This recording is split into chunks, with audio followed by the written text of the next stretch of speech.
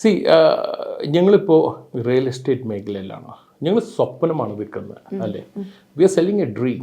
അപ്പോൾ പല ആൾക്കാരും സ്വപ്നമാണ് വീട്. അപ്പോൾ ഒരു വീടെന്ന് പറഞ്ഞാൽ അതൊരു ലൈഫ് ടൈം സേവിങ് കൂടിയാണ്. അപ്പോൾ അതുമേ ഞാനൊരു ബിൽഡറായി, ഞാനൊരു ഡെവലപ്പറായി ലോൺ എടുത്താൽ അതിൻ്റെ സേഫ്റ്റി എന്താണ്? അപ്പോൾ ഇതായിരുന്നു എൻ്റെ ആദ്യത്തെ question when I started confident group. എന്ന് വെച്ചാൽ നമ്മൾ ചെയ്യുന്ന പ്രോജക്ട്സിൽ ഒന്നിലും ലോൺ ഉണ്ടായിരിക്കാൻ പാടില്ല. നാളെ റിസഷൻ വരും, പിന്നെ ബൂം വരും. അതാണ് നമ്മുടെ ഇക്കോണമി. അല്ലെങ്കിൽ ഇക്കോണമിയുടെ ആവശ്യമില്ല, ഒരു ഇക്കണോമിസ്റ്റിൻ്റെ ആവശ്യമില്ല. റിസഷൻ വരും, ബൂമും വരും.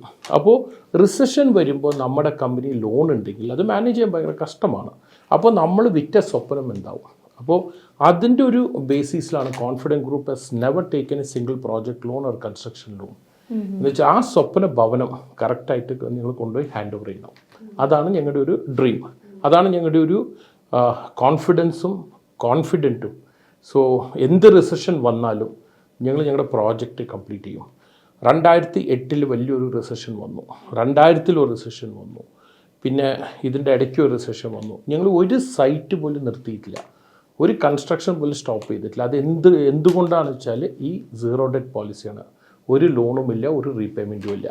അതുകൂടാതെ ഞങ്ങൾക്ക് ഇൻവെസ്റ്റേഴ്സും ഇല്ല, പിന്നെ പ്രൈവറ്റ് ഇക്വിറ്റിയോ പ്രൈവറ്റ് ഫണ്ട് അങ്ങനത്തെ ഒന്നും ഞങ്ങൾ എടുത്തിട്ടില്ല. സ്റ്റാർട്ടിങ്ങിൽ ആ ഒരു എങ്ങനെയായിരുന്നു ആ തീരുമാനം? സാധാരണ എല്ലാവരും നമുക്ക് എന്തെങ്കിലും ലോണിന് അപേക്ഷിക്കാം, എന്നിട്ട് തുടങ്ങാം, കയ്യിലുള്ള സമ്പാദ്യം അങ്ങനെ തന്നെ ഇരിക്കട്ടെ എന്ന് കരുതും. പക്ഷേ സാർ അങ്ങനെ കരുതിയില്ല തുടക്കത്തിൽ. That is the perception what people have. ഇപ്പോൾ എല്ലാവരും വിചാരിക്കും ബിസിനസ് തുടങ്ങി വലിയൊരു തുക വേണം, വലിയൊരു ലോൺ വേണം, വലിയൊരു കാര്യങ്ങൾ വേണം എന്നാണ് എല്ലാവരും വിചാരിക്കുക. പക്ഷേ നമ്മൾ വിശ്വസിച്ചാൽ നമുക്ക് പല വഴികളും കാണും. ഇപ്പോൾ നിങ്ങൾ ആലോചിക്കും, ഇപ്പോൾ ഒരു ബന്ധാണ്, ഒരു ദിവസം ബസ് സ്റ്റാൻഡിൽ ബന്ധാണ്. അപ്പോൾ നമ്മളൊരു സ്ഥലത്ത് എമർജൻസി ആയിട്ട് എത്തണം. അപ്പോൾ നമ്മൾ എങ്ങനെയെങ്കിലും ഒരു വഴി കണ്ടുപിടിക്കില്ലേ, എങ്ങനെയെങ്കിലും ഇവിടെ എത്തിച്ചേരില്ലേ? അത് തന്നെയാണ് ബിസിനസ്സും. അപ്പോൾ നമ്മൾ ലോണ് ഇല്ല എന്ന് വിചാരിക്കണം, ലോണ് കിട്ടില്ല എന്ന് വിചാരിച്ചിട്ട് നമ്മളൊരു ബിസിനസ് തുടങ്ങിയാൽ we will look at other options. ഞാൻ നിങ്ങളോടൊരു ഇപ്പോൾ ഒരു സിമ്പിളായിട്ടൊരു കാര്യം പറയാം. എനിക്കൊരു പ്രോജക്റ്റ് ഉണ്ട് ദേവനഹള്ളിയിൽ, 32 ഏക്കറാണ് ആ പ്രോജക്റ്റ്. അപ്പോൾ അതിൻ്റെ ലാൻഡ് ലോഡ് വന്ന് എന്നോട് 10 കോടി രൂപയാണ് അഡ്വാൻസ് ചോദിച്ചത്. കോൺഫിഡൻറ്റ് തുടക്കത്തിലാണ്.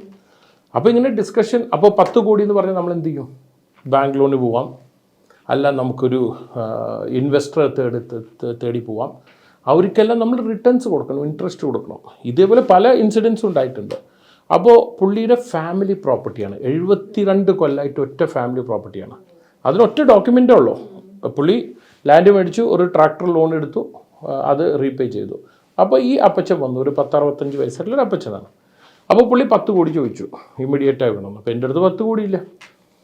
അപ്പോൾ ഞാൻ അപ്പച്ചനോട് പറഞ്ഞു, ചുമ്മാ ഞാൻ 1 കോടി തരാം. അപ്പോൾ പുള്ളിക്കാരൻ എന്നോട് പറഞ്ഞു, 1 രൂപ മതി എനിക്ക്, ഞാൻ ചെയ്യാമെന്ന്. ഞാൻ അതിൽ കയറി പിടിച്ചു. ഞാൻ പറഞ്ഞു, നിങ്ങൾ 1 രൂപ കമ്മിറ്റ്, 1 രൂപയോട് ചെയ്യാമെന്നല്ല പറഞ്ഞ. ഞാൻ 1 രൂപ എടുത്ത് ടേബിൾ വെച്ചു. ഞാൻ പറഞ്ഞു, ഇനിയിപ്പോൾ നമ്മൾ ഡീൽ നടത്തിയേ പറ്റുമെന്ന്. അപ്പോൾ പുള്ളി അതെങ്ങനെ പറ്റും? 1 രൂപ കൊണ്ട്? ആ പ്രോപ്പർട്ടിയുടെ വില എത്ര?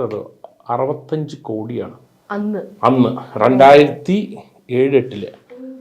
1 രൂപ ഞാൻ തോന്നുന്നു. ഇപ്പം നിങ്ങൾ ഈ വാക്കിൽ നിന്നില്ലെങ്കിൽ നിങ്ങൾ എങ്ങനെ ഈ ഡീല് നിർത്തുന്നു? അപ്പച്ചൻ പറഞ്ഞല്ലോ, ആ 1 രൂപ മേടിച്ച ഡീൽ ചെയ്തു, ഞങ്ങൾ പ്രോജക്റ്റും കംപ്ലീറ്റ് ചെയ്തു. സോ നമ്മൾ ഇപ്പോൾ 10 കോടി, ഇത് എല്ലാ സ്ഥലത്തും നടക്കില്ല.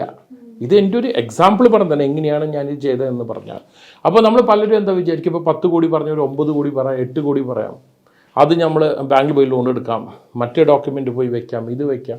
അപ്പോൾ ഇതേപോലെ ഞങ്ങളുടെ പിന്നൊരു കോൺസെപ്റ്റ് പറഞ്ഞാൽ, I come from a multinational background. അപ്പോൾ നമ്മുടെ ഒരു ജാപ്പനീസ് കോൺസെപ്റ്റ് ഉണ്ട്, കാൻബാൻ എന്ന് പറയും. അത് സിമ്പിളായിട്ട് പറഞ്ഞാൽ ജസ്റ്റ് ഇൻ ടൈം, ജിറ്റ് എന്ന് പറയും. അപ്പോൾ അവിടെ ഇത് പല സിവിൽ ഇൻഡസ്ട്രീസും ഫോളോ ചെയ്യില്ല. അവിടെ എന്താണെന്ന് വെച്ചാൽ, ഇപ്പോൾ ജപ്പാൻ്റെ ഒരു സക്സസ് എന്ന് വെച്ചാൽ അവർ ഇൻവെൻട്രി കോസ്റ്റ് കുറയ്ക്കും. ഇത് കുറച്ച് ടെക്നിക്കലായിട്ട് നമ്മൾ പോടാതെ ഞാൻ സിമ്പിളായിട്ട് പറയാം. എന്താ ഇൻവെൻട്രി കോസ്റ്റ്? ഞാൻ ഇന്ന് സ്റ്റീൽ മേടിച്ചു, ഒരു 100 ടൺ സ്റ്റീൽ മേടിച്ചു. അതിന് ഞാൻ പൈസ കൊടുത്തു, ആ പൈസയ്ക്ക് ഞാൻ പലിശ കൊടുത്തു. ഓക്കെ, ആ പലിശ ഈ റോ മെറ്റീരിയലിന് കൂടിയില്ലേ? അപ്പോൾ 3-4% ഇൻട്രസ്റ്റ് വെച്ചാൽ ഒരു മാസം ഇത് ഞാൻ വെച്ചാൽ ആ 4% ഒരു കാര്യമില്ലാണ്ടാണ് ഞാൻ ഇൻട്രസ്റ്റ് കൊടുക്കണം. പിന്നെ അതിൻ്റെ സേഫ്റ്റിക്ക് വേണ്ടി സെക്യൂരിറ്റീനെ വെക്കണം, പിൽഫ്രേജ് ആവുമോ, കട്ട് കൊണ്ടുപോകുമോ. പിന്നെ ഈ സ്റ്റീൽ പുറത്ത് വെച്ചാൽ അത് തുരുമ്പ് പിടിക്കും, ഡാമേജ് ആവും. അപ്പോൾ ഞങ്ങളുടെ സിസ്റ്റം ഈ ജസ്റ്റ് ടൈം ഞങ്ങൾ എപ്പോൾ വേണം അപ്പം മേടിക്കും. അപ്പോൾ ഈ ഇൻവെൻട്രി ക്യാരിങ് കോസ്റ്റ് കുറയും. ഓൺ ദ സ്പോട്ട് പേയ്മെൻറ്റ് കൊടുക്കുമ്പോൾ 2-3% എനിക്ക് ഡിസ്കൗണ്ട് കിട്ടും. അവൈലബിലിറ്റി ഇഷ്യൂ ഇല്ല അപ്പോൾ? ഇല്ല. എങ്ങനെ ഉണ്ടാവും? ഞാൻ ഓൺ ദ സ്പോട്ട് പേയ്മെൻറ്റ് കൊടുത്ത അവൈലബിലിറ്റി ഹിസ്റ്ററി എങ്ങനെ വരും? അവൈലബിലിറ്റി ഹിസ്റ്ററി എങ്ങനെ വരും എന്നറിയും. നിങ്ങൾ 90 days ക്രെഡിറ്റ് പീരീഡ് പറഞ്ഞാൽ ആ സപ്ലൈ നിങ്ങൾക്ക് തരില്ല. ഞാൻ പറഞ്ഞത് ഓൺ ദ സ്പോട്ട് പേയ്മെൻ്റ് ആണ്. അപ്പോൾ അവൻ എനിക്ക് ആദ്യത്തെ പ്രിഫറൻസ് തരും. പ്ലസ് അവന് ഫണ്ട് ഫ്ലോ ഹെൽപ്പ് ആകുമ്പോൾ, ഇത് ഞാൻ എക്സാമ്പിളാണ് പറഞ്ഞത്, ഇത് സിമെൻ്റ് ആയിരിക്കാം, ബ്ലോക്സ് ആയിരിക്കാം, അല്ലെങ്കിൽ ലാൻഡ് ആയിരിക്കാം, എന്തോ ആയിരിക്കാം. അപ്പോൾ നമ്മൾ ആ ഒരു പ്ലാനിങ് ആണ്. ഈ ഒരു പ്ലാനിങ്ങിന് ഞങ്ങൾ സമയം കൊടുക്കും. ഇതാണ് എൻ്റെ ഒരു മൾട്ടിനാഷണൽ ബാക്ക്ഗ്രൗണ്ടിൻ്റെ ഒരു എക്സ്പീരിയൻസിൻ്റെ ഒരു ഹെൽപ്പ്. ഇത് വലിയൊരു ടഫായിട്ടുള്ള കോൺസെപ്റ്റ് ഒന്നും ഇത് എല്ലാവർക്കും ചെയ്യാൻ പറ്റുന്നതാണ്. ഇത് നമ്മുടെ വീട്ടമ്മ ചെയ്യില്ലേ? വീട്ടമ്മ ഇപ്പോൾ മാസത്തിന് വേണ്ട മുഴുവൻ അരി മേടിച്ച് വയ്ക്കുമോ? ഇല്ലല്ലോ. ഒരു 3 ദിവസത്തിന് വേണ്ടി മേടിക്കും, പിന്നെ പോയി മേടിക്കും. അപ്പോൾ വീട്ടമ്മയുടെ ഒരു പ്ലാനിങ് അല്ല ഇത്. ഒരു കോർപ്പറേറ്റ് ലെവലിൽ വരുമ്പോൾ ഇതിനെ ജസ്റ്റ് ഇൻ ടൈം എന്ന് പറയും, കാൺബാൻ എന്ന് പറയും. അത് ഒരു കോംപ്ലിക്കേറ്റഡ് സിസ്റ്റം അല്ല. ഇത് ഞങ്ങൾ കോൺഫിഡൻറ്റ് തുടക്കം തൊട്ട് ഇന്നേ വരെ ഇത് ഫോളോ ചെയ്യുന്നുണ്ട്. നമ്മൾ ആദ്യമായി കുട്ടികളായിരിക്കുമ്പോൾ ഞങ്ങൾ ഈ പേര് കേട്ടിട്ടുള്ള റിയാലിറ്റി ഷോയിൽ ഫ്ലാറ്റ് സ്പോൺസർ ചെയ്ത കോൺഫിഡൻറ്റ് ഗ്രൂപ്പ്, അല്ലെങ്കിൽ അവാർഡ് നൈറ്റ്സിൽ കോൺഫിഡൻറ്റ് ഗ്രൂപ്പിൽ സാറ് അവാർഡ് കൊടുക്കാൻ കയറി വരുമ്പോൾ കാണുന്നത്, അങ്ങനെയാണ് ഞങ്ങളുടെ ആദ്യം ഓർമ്മ കുട്ടികൾ എന്നുള്ള രീതിയിൽ. അഡ്വർടൈസ്മെന്റ് എന്നുള്ളത് ഏതൊരു ബിസിനസ്സിൻ്റെയും പാർട്ടാണ്. അപ്പോൾ ആഡ് ഇങ്ങനെ ഇത്തരത്തിലും കൂടെ ആഡ് കൊണ്ടുവരാൻ, അല്ലെങ്കിൽ സ്പോൺസർഷിപ്പ് അന്ന് റിയാലിറ്റി ഷോ വളർന്നു വരുന്ന സമയമാണ്, അതിൽ ഇൻവെസ്റ്റ് ചെയ്യാം എന്ന് തീരുമാനിക്കുന്നത് എങ്ങനെയായിരുന്നു? അതിലൊരു ഇപ്പം നിങ്ങൾ പറഞ്ഞ പോലെ Peter Kotler is the marketing guru. അപ്പോൾ പുള്ളി ഒരു കാര്യം പറഞ്ഞിട്ടുണ്ട്, if you don't advertise it's like winking at a beautiful girl in a dark room. You might wink at the girl will not see you. അപ്പം advertising and marketing is very very important. അപ്പോൾ ഞാൻ confident group തുടങ്ങിയപ്പോൾ ഏഷ്യാനെറ്റിൽ ആൻഡോ എന്ന് പറഞ്ഞൊരു general manager ഞാൻ. ഇപ്പോൾ പുള്ളി ഇപ്പില്ല, പുള്ളി മരിച്ചുപോയി ഒരു 4 മുമ്പ്. അപ്പോൾ ഞാൻ പുള്ളിയെ ബോംബെയിൽ വെച്ച് മീറ്റ് ചെയ്തു. അപ്പോൾ എനിക്കൊരു ഫീലിംഗ് ഉണ്ട്, ഞങ്ങളൊരു റിയൽ എസ്റ്റേറ്റ് കമ്പനിയാണ്, അപ്പോൾ ഒരു റിയാലിറ്റി ഷോ വേണം. ഞങ്ങൾ റിയലാണ്, നിങ്ങളൊരു FMCG പ്രോഡക്റ്റ് അല്ല, നിങ്ങളൊരു ലോങ് ടേം ആയിട്ട് ആൾക്കാർ ഓർമ്മ വയ്ക്കും ഞങ്ങൾ. അപ്പോൾ അങ്ങനെ ഏഷ്യാനെറ്റ് സീസൺ 1 ഉണ്ടായിരുന്നു, സ്റ്റാർ സിംഗർ. അത് ഞങ്ങൾ സ്പോൺസർ ചെയ്തിട്ടില്ല. അപ്പോൾ സീസൺ 2 ആണ് ഞങ്ങൾ സ്പോൺസർ ചെയ്യുന്നത്. അപ്പോൾ ഞാൻ പുള്ളിയോട് പറഞ്ഞു ഒരു റിയാലിറ്റി ഷോ ഉണ്ട്. അപ്പോൾ പുള്ളി പറഞ്ഞു ഇങ്ങനെ ഒരു ചെറിയൊരു ഷോ ഉണ്ട്, വേണമെങ്കിൽ എടുത്തോളാം. അപ്പോൾ ഞാൻ പറഞ്ഞു ഞാൻ എടുക്കാമെന്ന് പറഞ്ഞു. അപ്പോൾ പുള്ളി പറഞ്ഞു അല്ല, അത് അത്ര ഒരു ചെറിയൊരു ഷോ ആണ്, വലിയൊരു ഷോ ഒന്നല്ല.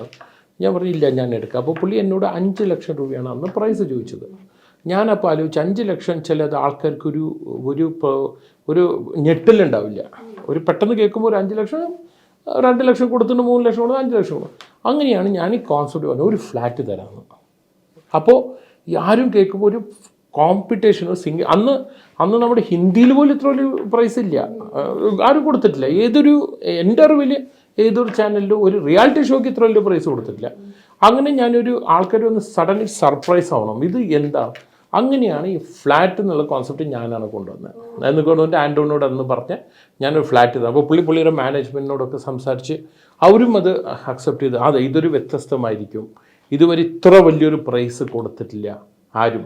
അങ്ങനെയാണ് ഈ ഫ്ലാറ്റ്. അപ്പോൾ ഞാൻ എന്ത് ചെയ്താലും അതിലൊരു സ്പ്ലാഷ് വേണം, അതിലൊരു ഡിഫറൻസ് വേണം, അതിലൊരു സർപ്രൈസ് എലിമെൻറ്റ് വേണം.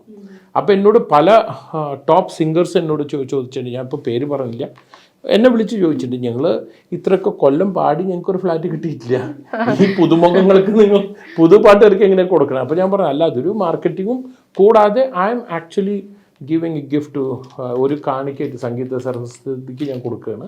പക്ഷേ അതിലൊരു സർപ്രൈസ് എലിമെൻറ്റ് വേണം. നമ്മൾ എന്ത് ചെയ്താലും ഒരു സർപ്രൈസ് ഉണ്ടെങ്കിൽ മാത്രമല്ലേ അതിനൊരു ഇത് വരൂ. I mean people will notice it.